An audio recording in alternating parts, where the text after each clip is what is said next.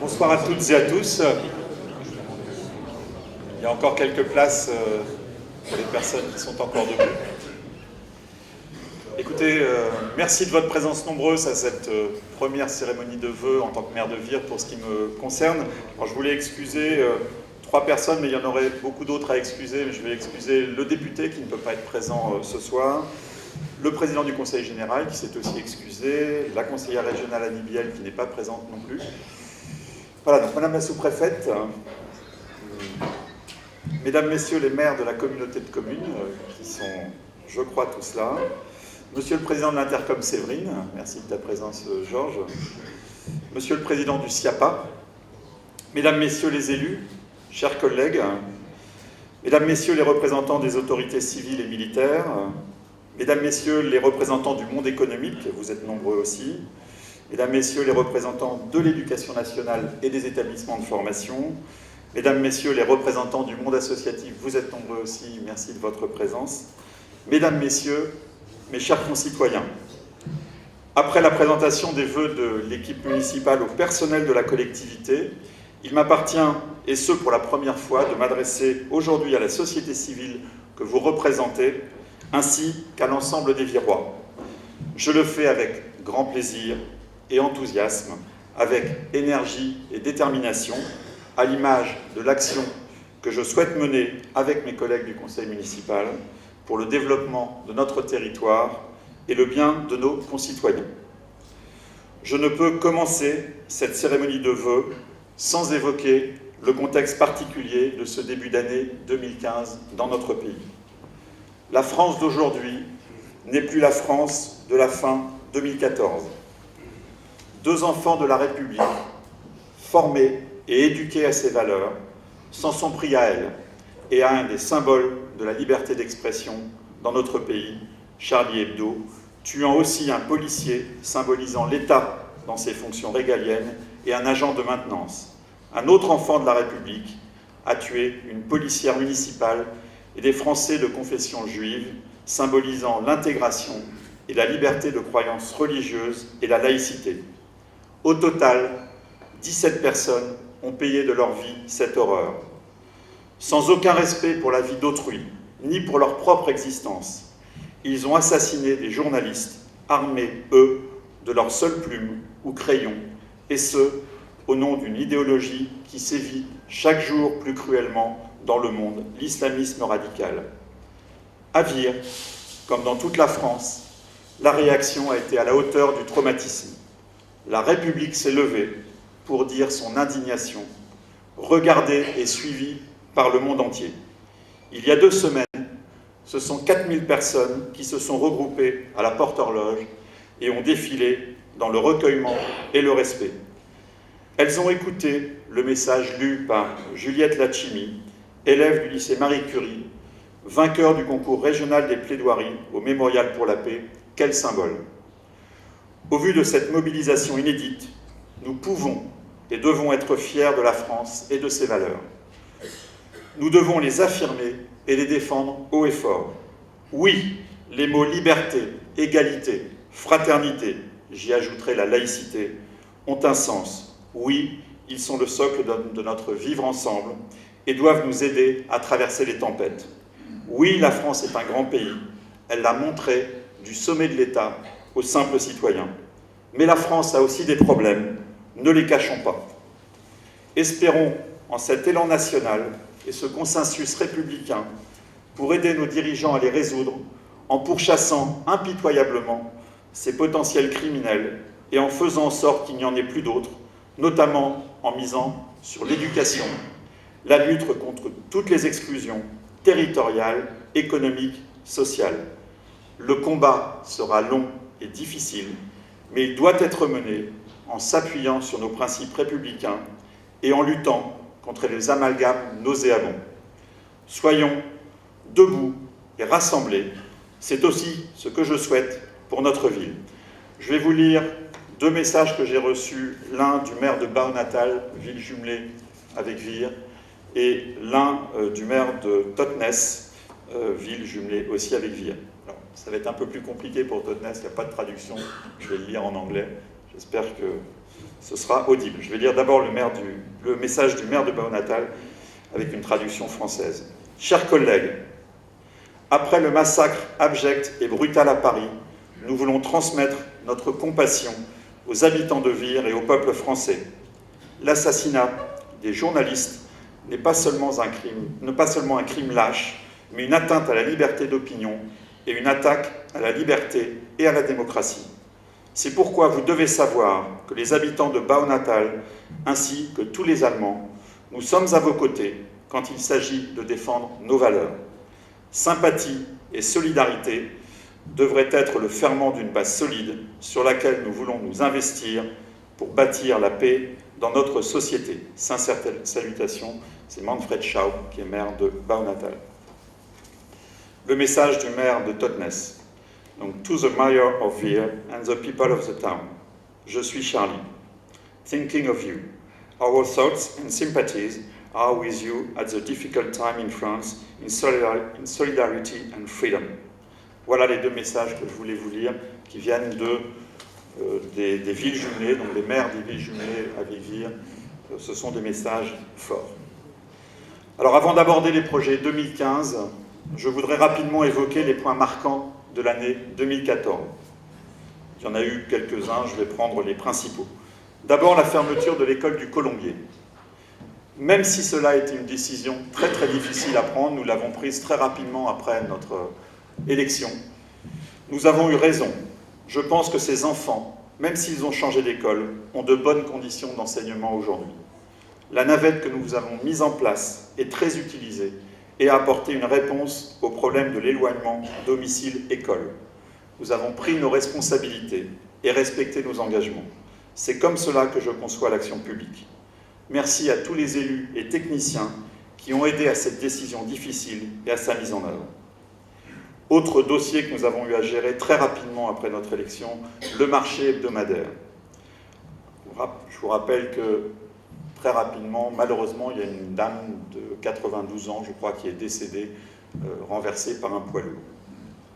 Après des mois de concertation et d'écoute des uns et des autres, nous avons jugé qu'il ne fallait pas modifier les choses pour le moment, sachant que les décisions que nous avions prises suite à cet accident, je rappelle la réouverture de la rue André Albout qui s'imposait, le positionnement d'un agent de la ville, un ASVP, pour faciliter la traversée au passage piéton face à la Micaline, avec une gestion du flux de véhicules et une gestion du flux de piétons, ce qui n'est pas forcément le plus facile.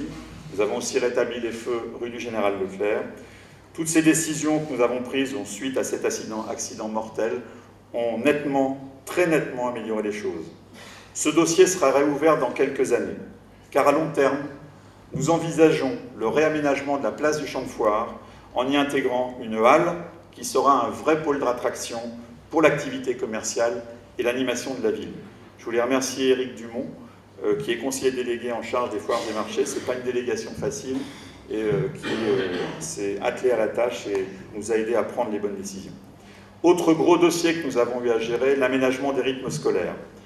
Même si c'est la communauté de communes qui a mis en place cette réforme, les services de la ville se sont très fortement mobilisés avec ceux de la communauté de communes pour réussir ce challenge soutenu par les élus des deux collectivités, particulièrement Gilles Maloisel, qui est présent et que je remercie de son engagement, et Christophe Passé, que je remercie aussi, qui s'est beaucoup investi sur ce dossier. Le bilan, je crois, est satisfaisant, même s'il reste toujours des points à améliorer. Je souhaite véritablement que le milieu associatif soit pleinement associé aux activités proposées à nos enfants. Je souhaite aussi que tous les outils culturels de la ville soient partie prenante afin de proposer gratuitement à tous les enfants de la ville et des communes voisines l'accès à une ou des pratiques artistiques dont ils ne peuvent pas forcément bénéficier pour des raisons économiques ou de distance. Pour concrétiser ces intentions, nous travaillerons au sein de la communauté de communes sur un projet éducatif territorial en 2015. Ce sera un gros travail, mais qui vise à définir notre politique en direction de la jeunesse sur ce territoire, à l'échelle de la communauté de communes. C'est une forte ambition pour nous et nous avons les outils pour réussir. Nous devons travailler tous ensemble pour bâtir ce projet éducatif territorial qui sera un très gros dossier de l'année 2015. Je voulais aussi revenir bien sûr sur le 70e anniversaire du débarquement.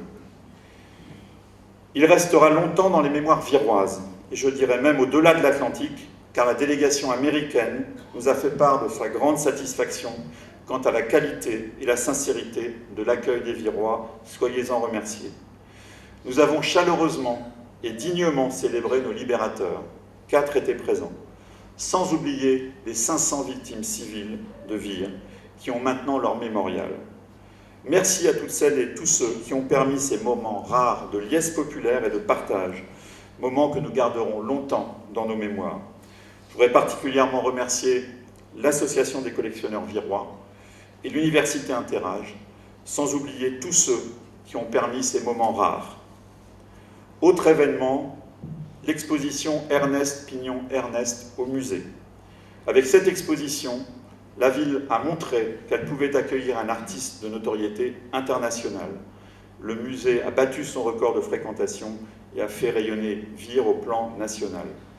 Un projet très intéressant a été mené avec le collège Maupas, où Ernest Pignon-Ernest a fait des émules. Si vous êtes observateur, en vous promenant dans la ville, vous verrez qu'il y a de nombreuses œuvres qui sont exposées ça et là dans toute la ville, qui sont des réalisations des élèves du collège Maupas en s'inspirant du street art, qui est la pratique artistique, une des pratiques artistiques d'Ernest Pignon-Ernest. Je remercie Pascal Binet, adjoint à la culture, et toute l'équipe du musée pour ce travail. Autre événement à Vire, l'avenue de Dominique Besnehard et de François Morel à l'occasion de la première de la sortie de leur film Bref de comptoir. Dominique Besnehard, qui est bien connu ici à Vire, a accepté d'être le parrain du cinéma Le Basselin et de réfléchir avec nous sur un festival. Là, je remercie Régis Picot et Serge Coinon pour leur implication entière sur ce projet. Autre gros dossier en 2014, la mise en ligne du site internet. Il n'y avait pas de site internet de la ville et c'était évidemment un vrai manque. Aujourd'hui, comment peut-on se passer d'internet? C'est une évidence. Maintenant, la ville de Vire est visible sur le net. La fréquentation du site est très satisfaisante. L'actualisation est quotidienne, en partie avec des vidéos. Vous en avez quelques exemples ici. Vous pouvez aller voir la marche, par exemple, du 10 janvier, l'embrasement de la porte-horloge et beaucoup d'autres événements. Je remercie vraiment tout le service communication pour tout le travail qui est fait, en particulier sur ce site internet, mais pour tout le reste aussi. Autre élément marquant de l'année 2014, la signalétique des bâtiments remarquables de la ville. Je crois que ça manquait aussi. Aujourd'hui, vous pouvez vous promener dans la ville et avoir des informations sur les différents bâtiments, sur notre patrimoine, à la fois le patrimoine ancien, mais aussi le patrimoine de la reconstruction, par exemple cette mairie, qui est un monument classé. Et vous pouvez aussi avoir un lien, alors je ne sais plus comment ça s'appelle, mais avec le site internet, donc c'est quand même tout à fait intéressant pour les férus d'histoire et de culture. Je reviendrai aussi rapidement sur les festivités de Noël et l'embrasement de la porte-horloge. L'activité commerciale, je crois, a été satisfaisante dans cette période, malgré le climat économique morose. Le partenariat avec Vire Avenir a bien fonctionné, comme toujours. Les animations ont plu, je crois, et attiré beaucoup de monde à Vire. L'embrasement de la porte-horloge a été un vrai succès. Une foule immense autour du rond-point, pour ceux qui étaient présents, vous en rappellerez. Des restaurants pleins, du bonheur donné et partagé avec beaucoup de gens, étonnés de découvrir sous un nouveau jour le monument emblématique de Vire. Là encore, merci au service événementiel de la ville et à Vire Avenir. Ça a été là aussi un gros travail, mais je crois un vrai succès populaire et une nouvelle vision, je dirais, de la ville à travers cette porte-horloge. Voilà les quelques événements marquants. Il y en aurait bien évidemment beaucoup d'autres pour signifier 2014, mais j'ai voulu simplement remettre quelques éléments en perspective. 2015 s'annonce aussi bien évidemment très chargé. Les actions qui seront menées durant cette année sont inscrites dans les priorités définies par l'équipe municipale. Un de nos objectifs, je dirais l'objectif majeur de tout élu, et le nôtre en particulier, c'est bien sûr le développement de la ville. Il n'y a pas de développement local sans développement économique et sans développement de l'emploi. La richesse d'un territoire, d'une ville, c'est la richesse produite par les entreprises et leurs salariés. Ce n'est pas la collectivité qui crée les emplois, même si nous sommes bien évidemment un gros employeur de la ville. Par contre, la collectivité doit être là pour accompagner les projets. C'est ce que nous faisons et que nous continuerons à faire. Je cite toujours l'exemple de ce qui a été mis en place par Serge Coinon, que je remercie, sur la découverte de notre ville pour des futurs salariés, des futurs cadres. Je pense que c'est très important qu'on puisse vendre notre ville, ses atouts, les atouts du bocage, et là, on pourra attirer plus facilement des cadres, des professions libérales, et tous salariés, leurs épouses ou leurs époux. C'est pas toujours facile. On a un vrai travail de promotion de notre territoire et de notre ville à faire. C'est ce que nous avons commencé et nous poursuivrons. Il est très important qu'il y ait une relation de confiance entre une ville, sa municipalité et ses chefs d'entreprise. Pour ma part, je ressens cette confiance et je peux la mesurer à chaque rencontre dans les entreprises, comme lors des échanges directs que nous avons. Dès le départ, dès le début du mandat, j'ai souhaité aller à la rencontre des chefs d'entreprise, aller discuter avec eux, établir ce lien de confiance indispensable, connaître les projets, les éventuelles difficultés. Nous l'avons fait, nous sommes mobilisés très, très fortement dès le début du mandat là-dessus. Je pense que c'était pour moi tout à fait essentiel. Je voulais vraiment dire un grand merci à vous, entrepreneurs virois et commerçants virois, venus ici nombreux ce soir, pour votre dynamisme et votre audace, car plusieurs projets de développement existent à Vire et je m'en réjouis. Et même si certains secteurs souffrent, le bassin d'emploi virois s'en sort plutôt mieux que d'autres. Nous le devons à la dynamique entrepreneuriale viroise et à la qualité du travail des salariés. Vraiment un grand merci à tous. Encore une fois, la richesse de la collectivité, c'est la richesse produite par les entreprises, les commerçants, les gens qui travaillent dans ces entreprises. Donc un grand merci. Alors que l'emploi se développe à Vire, la population diminue très sensiblement. Nous avons perdu, entre 2007 et 2012, sur la ville, 823 habitants. C'est un paradoxe auquel je ne peux me résoudre. D'un côté, une dynamique économique, une évolution plutôt positive de l'emploi dans un contexte très difficile.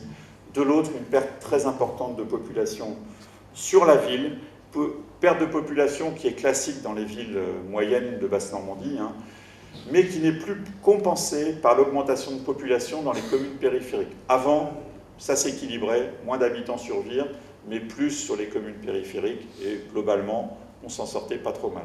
Aujourd'hui, ce n'est plus le cas. On a véritablement là un sujet à travailler très clairement tous ensemble. Face à ce paradoxe, face à ces difficultés, nous avons donc engagé plusieurs actions sur la reconquête des logements vacants, qui sont plus de 800 à Vire. Des actions qui fonctionnent plutôt bien. Il s'agit d'aider les bailleurs privés par des incitations financières de la collectivité à rénover pour louer des logements de qualité. La CENI-Vire, une société d'économie mixte dans laquelle la ville de Vire est actionnaire principal et dans laquelle la communauté de communes va devenir aussi actionnaire, cette société d'économie mixte, il y a aussi la Caisse des dépôts, est aussi mobilisée pour accompagner cette politique, qui est encore une fois une politique très forte que nous souhaitons mener à l'échelle de la ville, mais aussi bien sûr à l'échelle de la communauté de communes. Nous avons aussi engagé une réflexion avec Calvados Habitat, qui est le principal bailleur social de la ville, qui donc travaille sur des projets de rénovation du parc de logements qui est important sur la ville. Cette réflexion se verra le jour en 2015. Évidemment, après, il y aura des actions à mener, mais qui prendront du temps, parce que les coûts sont quand même très importants. Nous devons aussi maîtriser la fiscalité locale. Ça, c'est tout à fait essentiel. Si on veut pouvoir attirer les habitants, il faut maîtriser la fiscalité locale. La diminuer, c'est quelque chose que je ne peux évidemment pas promettre aujourd'hui dans le contexte budgétaire que rencontrent les collectivités. La maîtriser, oui, c'est à nous, collectivités, de faire les efforts nécessaires pour maîtriser cette fiscalité locale, parce que c'est aussi ça peut être aussi un élément dissuasif pour faire venir des habitants sur notre ville. Donc nous devons être très vigilants par rapport à ça. Et encore une fois, c'est à nous, collectivités, de nous organiser pour faire face aux difficultés, aux baisses de dotation de l'État qui sont très importantes dans toutes les communes de France et dans toutes les communautés de communes de France. Nous avons aussi fait le choix d'abaisser la taxe d'aménagement à 2%, qui est le taux le plus bas au niveau de la communauté de communes, comme d'autres communes de la communauté de communes. C'est un élément important qui doit permettre de faciliter la construction sur ville. Je voulais aussi citer quelque chose tout à fait, à mon avis, exemplaire et remarquable. Nous étions en réunion ce matin sur ce sujet. Nous avons passé une convention avec l'école d'architecture de Marne-la-Vallée, qui est dirigée par Frédéric Bonnet. Alors Frédéric Bonnet, je pense que vous ne le connaissez pas, mais dans le milieu de l'architecture, c'est une grosse pointure. C'est quelqu'un qui a reçu le Grand Prix d'architecture en 2014. Il est enseignant dans cette école. Nous étions avec lui ce matin à Vire et un de ses collègues, puisque nous allons accueillir 4 architectes en fin d'études, architectes urbanistes, qui vont travailler avec nous sur le patrimoine de la reconstruction, voir comment on peut, à la fois sur les façades et à l'intérieur de ces îlots, de ces logements, comment on peut peut-être faire des propositions, peut-être un peu iconoclastes. Ce sont des architectes en fin d'études, donc je pense qu'ils prendront une totale liberté dans leurs propositions. Mais l'idée, c'est aussi d'avoir des actions exemplaires sur la ville dont on pourra se servir pour dire à Vire aussi. Il y a en matière de logement des choses intéressantes qui peuvent se faire. Là, on va donc s'appuyer sur M. Bonnet, qui est encore une fois quelqu'un dans le domaine de l'architecture de très grande notoriété.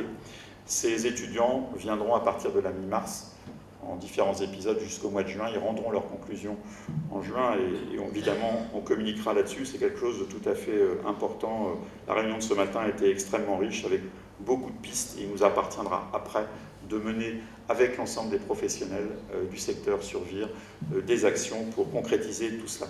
Donc vous voyez, le logement, la politique du logement est quelque chose de tout à fait essentiel. Ce sera vraiment pour nous un axe vraiment fondamental, majeur de toute la mandature.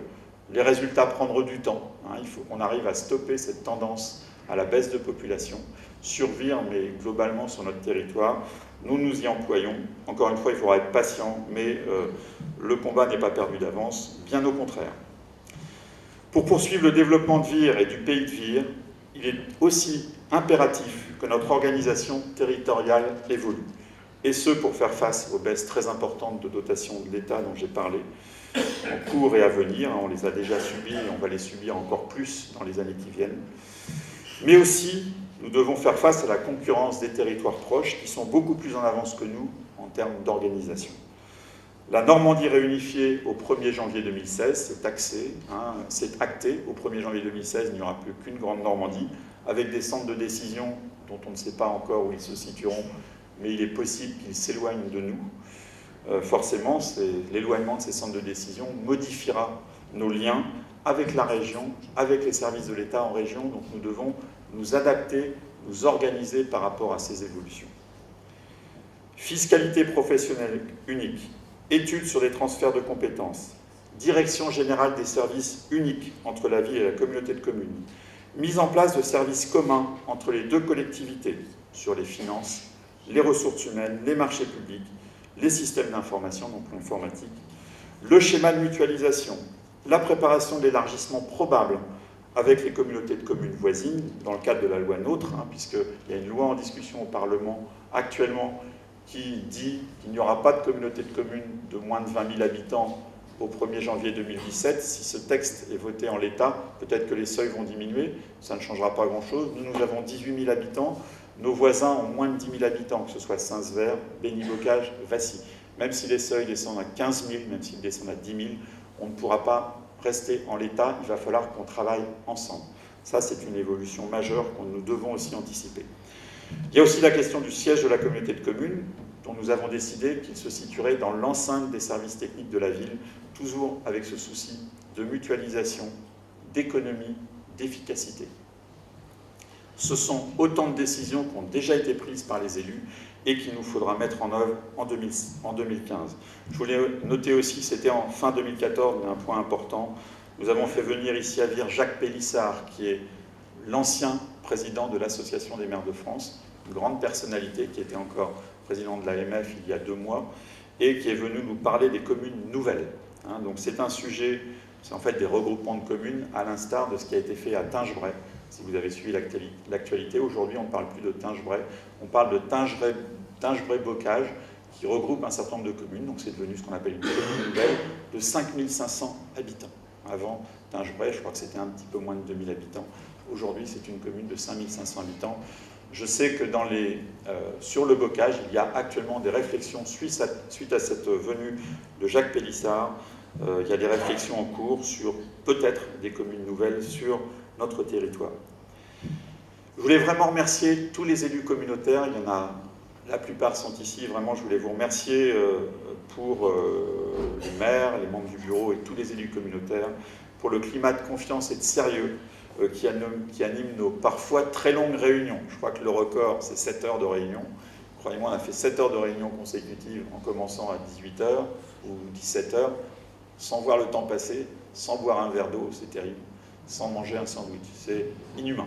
Mais on n'a pas vu le temps passer parce qu'on a tellement de sujets très sérieux à aborder que les choses avancent. Et voilà, il y a eu énormément de réunions, beaucoup de travail dans un climat de confiance et de sérieux.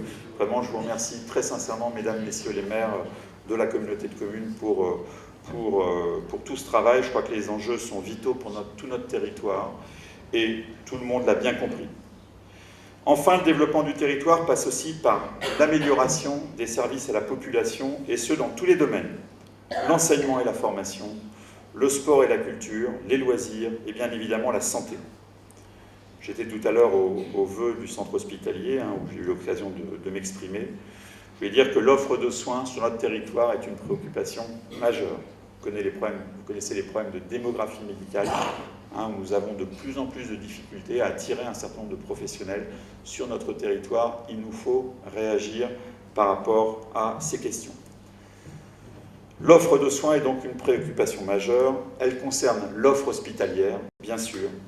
Et je veux dire ici que nous travaillons actuellement sur le devenir de l'hôpital, avec la volonté de maintenir une offre de soins de proximité et de mieux répondre aux besoins de la population.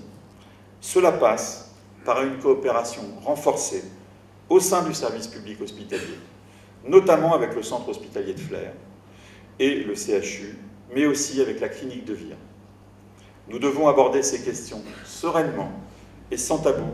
C'est notre méthode de travail. Nous nous rencontrons régulièrement avec M. Mélis, qui doit être présent dans la salle et que je remercie pour la qualité de nos relations. Nous travaillons aussi avec le directeur de Flers. Moi, je rencontre régulièrement le maire de Flers. Nous parlons de ces questions-là.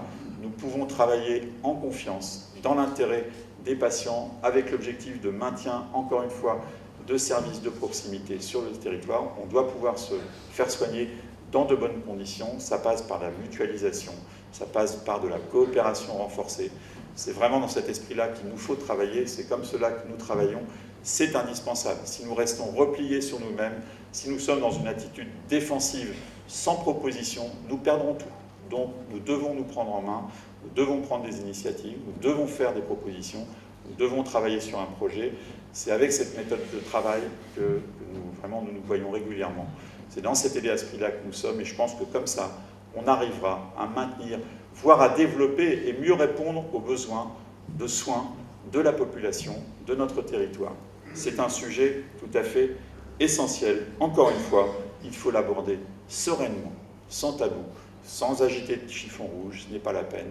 L'hôpital, il fonctionne, il travaille.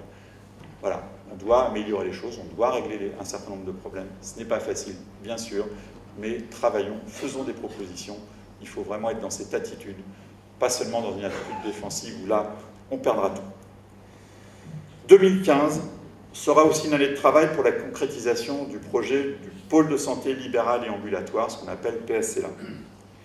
Ce projet est essentiel pour faire face aux problèmes de démographie médicale. Je remercie le docteur Danet, qui est dans la salle, qui est à l'initiative de ce projet et qui conduit la réflexion des professionnels. Après plusieurs études, j'ai proposé que ce pôle de santé s'installe dans les locaux de l'ancienne école du Colombier, ce qui a été accepté par la vingtaine de professionnels actuellement engagés dans le PSLA. Ce projet, quand il se concrétisera, sera susceptible de redynamiser tout le sud de Vire et de redonner des perspectives à un quartier qui a été traumatisé par la fermeture de 2 écoles. C'est aussi un projet structurant pour tout le territoire du bocage virois. Il pourra générer des partenariats avec les territoires voisins, notamment Saint-Sever, si les professionnels concernés le souhaitent. Nous réfléchissons aussi, j'étais hier à l'ARS à ce sujet, nous réfléchissons aussi avec l'Agence régionale de santé à la mise en place d'un contrat local de santé avec nos voisins, mais c'est un sujet dont on aura l'occasion de reparler. Je voulais évoquer aussi la question de la formation et de l'enseignement supérieur. C'est un sujet aussi important. Nous avons plusieurs outils, plusieurs formations de l'enseignement supérieur ici à Vire, et c'est notamment la question du devenir de l'IUT. Je voulais dire qu'on s'est mis au travail sur la question de l'IUT. Alors certes, on a perdu un département de formation, hein, c'est regrettable, mais voilà, c'est comme ça.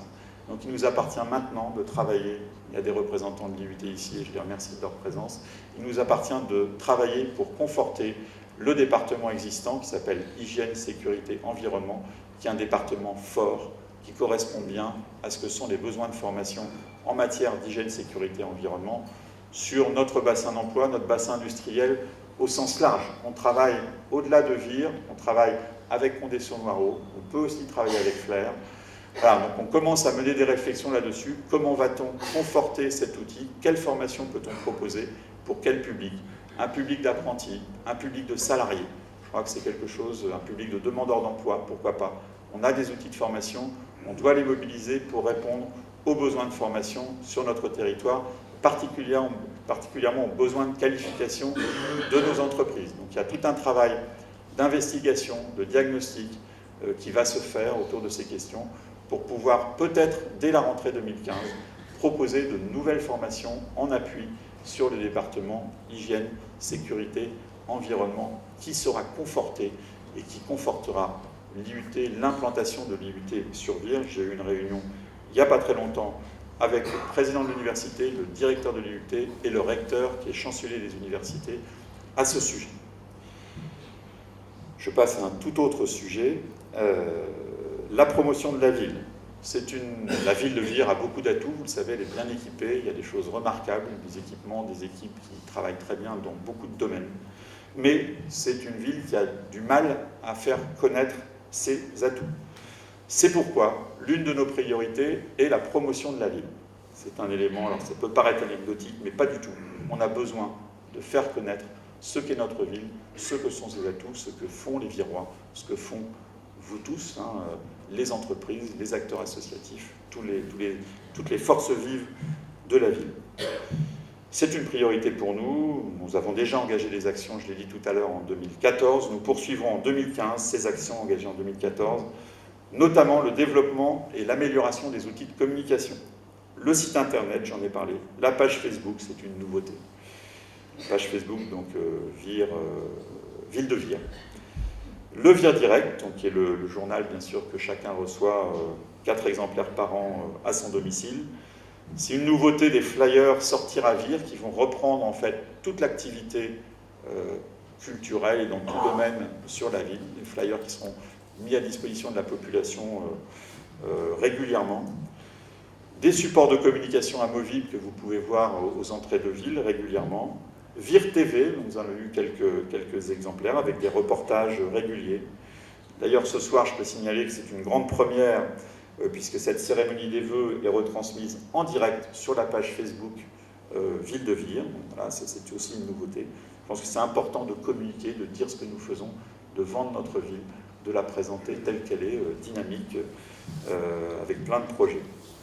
Nous poursuivrons aussi une politique de grands événements et d'animation de la ville, dont on a vu en 2014 qu'elle faisait beaucoup pour la promotion de Vire et sa région. J'en profite pour mentionner l'événement musical de l'année, M. Toulouk est là et je le remercie, que sera le concours de jeunes talents, donc à ton initiative, Jean-Luc, donc vraiment un grand merci. C'est un beau projet, hein, donc on aura un concours de jeunes talents musique classique et chant à Vire.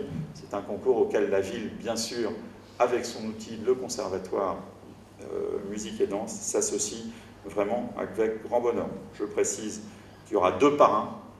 Il y aura Camille Berthollet, qui est une jeune de 15 ans, une violoniste, une prodige, hein, qui a été qualifiée comme telle par France 2, je crois. Hein. Donc je suis allé sur Internet voir, effectivement, c'est assez impressionnant. Donc elle sera marraine de ce premier concours de jeunes talents. Et aussi Patrick Bloch, qui est président de la commission culturelle de l'Assemblée nationale, qui a accepté aussi d'être le parrain de ce concours de jeunes talents. Donc vous voyez un événement pour sa première en 2015, qui prend déjà une ampleur avec des partenariats au niveau régional, l'orchestre de Basse-Normandie et l'ensemble de la Normandie. Donc là, un événement qui anticipe la fusion des deux Normandies au 1er janvier 2016. Donc un gros événement. Je voulais dire aussi, dans un autre domaine, mais je ne vais pas en dire plus aujourd'hui, que nous sommes en phase de concrétisation d'un gros spectacle. Encore une fois, là, un grand événement que nous voulons populaire.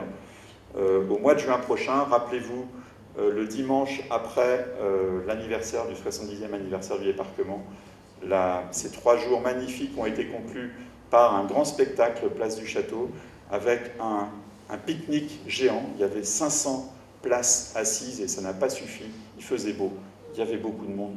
C'est vraiment le type d'événement, ça ne coûte rien. Pour les gens, c'est gratuit. Ils peuvent assister à un spectacle, passer un moment convivial. Je crois que c'est vraiment ce type d'événement qu'on doit pouvoir mettre en place. Nous avons l'aléa météorologique qui n'est pas neutre chez nous, bien sûr, mais nous renouvellerons ce type de grand événement, je crois, qui permet à tout un chacun, quelle que soit sa condition, ses revenus, de participer, encore une fois, à des grands spectacles gratuits, de pouvoir pique-niquer au grand air. Dans le cœur de la ville, c'est quelque chose, pour moi, de tout à fait important. Il nous appartient de proposer des animations, des activités pour tout public. Il y a la musique classique, il y a aussi d'autres événements qu'on peut organiser qui s'adressent, encore une fois, à tout un chacun. Autre élément important pour cette année 2015, c'est le souhait que nous avons de mettre en place en 2015 la démarche participative que nous avons proposée dans notre projet. C'était un élément fort de notre projet municipal. Nous passons à l'acte en 2015. Il s'agit d'associer le plus possible les Viroises et les Virois aux décisions qui les concernent. Cette volonté s'est traduite concrètement dès ce mois de janvier, puisque nous avons mis en place les premiers conseils de quartier dans les quartiers Léonard-Gilles et de Lorient. Les conseils de quartier sont obligatoires dans les villes de plus de 80 000 habitants. Nous avons fait le choix de les mettre en place dans une ville de 12 000 habitants. Et je dirais que les 2 premières réunions ont beaucoup de monde. Et donc, on peut constater qu'il y avait aussi beaucoup de questions, une pertinence de questionnement, des gens intéressés. Et je pense que ça confirme que cette démarche est la bonne. Nous poursuivons bien évidemment dans 4 autres quartiers, puisqu'il y a 6 quartiers qui ont été définis. Et ces conseils de quartier, donc, les 4 autres se mettront en place après les élections départementales. Il faut bien évidemment ne pas mélanger les genres. La participation des citoyens à Vire n'est pas que du discours, c'est la réalité, elle rentre dans les faits, et vraiment je m'en réjouis. Je dirais dans le même objectif, et pour conclure, je tenais à vous dire que nous organiserons la semaine prochaine, le 31 janvier prochain, les premières assises du sport. Il y a aussi beaucoup de responsables du monde sportif ici, et je les en remercie. Il s'agit là aussi d'associer aux décisions les principaux acteurs concernés. C'est là aussi une première à Vire. Je pense que ce sera intéressant. On va essayer de co-construire une politique sportive pour la ville en matière de subventions, d'équipements, d'activités, en lien avec ce que peuvent être les objectifs de la municipalité, la jeunesse, les quartiers, l'aménagement des rythmes scolaires, tous ces éléments-là dans lesquels le monde associatif sportif peut s'inscrire avec nous. C'est sur ces sujets-là ce sont ces sujets-là que nous évoquerons lors de ces assises du sport qui se dérouleront au lycée Marie Curie, merci monsieur le proviseur, samedi prochain. C'est là aussi une première, ces assises. Nous envisageons d'ores et déjà, les élus sont peut-être pas encore, on n'a pas encore travaillé dessus, mais je pense qu'il faut qu'on travaille là-dessus. Nous envisageons peut-être d'autres assises, notamment sur le champ de l'insertion sociale et professionnelle. Il y a beaucoup d'associations qui travaillent dans ce domaine. Et là aussi, on a peut-être des choses à construire ensemble. Donc il faut que tous ces acteurs se parlent avec notre aide. Nous essaierons de mettre en place ces assises de l'insertion sociale et professionnelle, et peut-être aussi de la solidarité, des projets encore à venir pour les années 2016-2017. Voilà, donc je voulais profiter de la présence de nombreux responsables associatifs ce soir, à ces vœux, pour les remercier vraiment très sincèrement au nom de la ville et des Virois, pour leur engagement désintéressé au service de nombreuses causes, j'en ai cité quelques-unes, si utiles à tous nos concitoyens. Sans la force de nos associations et l'engagement des nombreux bénévoles qui les composent, le vivre ensemble serait fragilisé à vivre. J'ai l'occasion de le vérifier chaque semaine en allant soutenir vos nombreuses initiatives.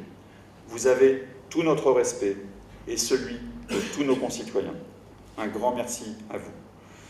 Voilà l'heure de la conclusion de ce long discours. Je suis désolé, comme toujours, je suis bavard. Un journal l'a récemment dit, mais ça correspond à la réalité. Voilà, donc je vous prie de m'excuser pour la longueur de ce propos, mais je souhaitais vraiment pour cette première être assez exhaustif.